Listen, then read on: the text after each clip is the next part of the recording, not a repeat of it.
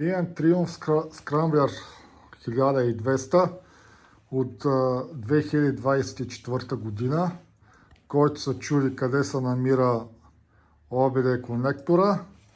Това е точно тук, отдолу. Под този капак стои така.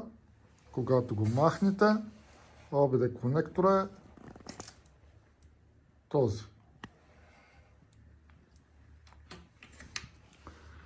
Имам Triumph Scrambler 1200 от 2024 година, който се чуди къде се намира OBD конектора. Това е точно тук, отдолу. Под този капак стои така. Когато го махнете, OBD конектора е този.